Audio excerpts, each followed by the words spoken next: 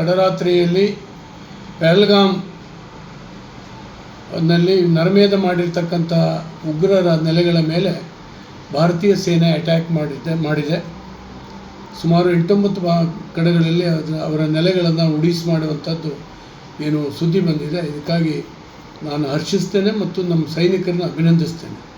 ಒಂದು ರಾಷ್ಟ್ರದಲ್ಲಿ ನೇತೃತ್ವ ಸರಿಯಾಗಿದ್ದರೆ, ಮಿಲಿಟ್ರಿ ಸರಿಯಾಗಿದ್ದರೆ ಏನಾಗ್ಬೋದು ಅನ್ನೋದಕ್ಕೆ ಇದು ದೊಡ್ಡ ಉದಾಹರಣೆ.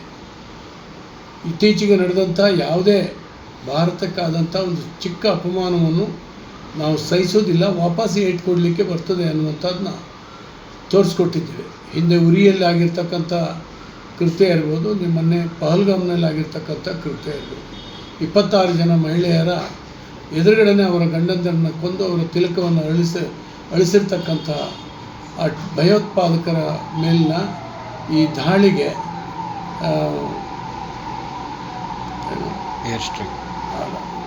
ಸಿಂಧೂರ ಆಪರೇಷನ್ ಸಿಂಧೂರ ಅನ್ನುವಂಥ ಹೆಸರನ್ನು ಕೊಟ್ಟು ಆ ದಾಳಿ ನಡೆದಿರ್ತಕ್ಕಂಥದ್ದು ಅರ್ಥಪೂರ್ಣ.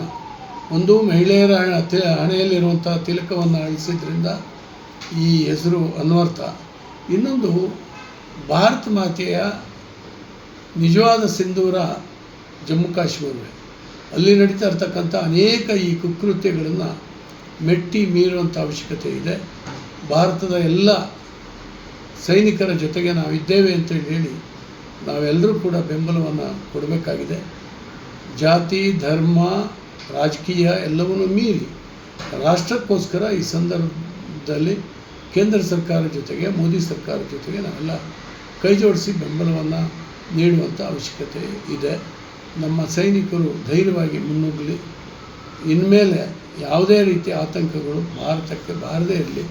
ಶಾಂತಿಯುತವಾದಂಥ ಬದುಕಿಗೆ ಕೊಳ್ಳಿ ಇಡುವಂಥ ಕೆಲಸಕ್ಕೆ ಕೈ ಇಟ್ಟರೆ ಏನಾಗ್ತದೆ ಅಂತೇಳಿ ತೋರಿಸ್ತಾ ಇದ್ದಾರೆ. ಇದು ಕೊನೆಯಾಗಲಿ ಅಂತ ನಾನು ಹಾರೈಸ್ತೇನೆ.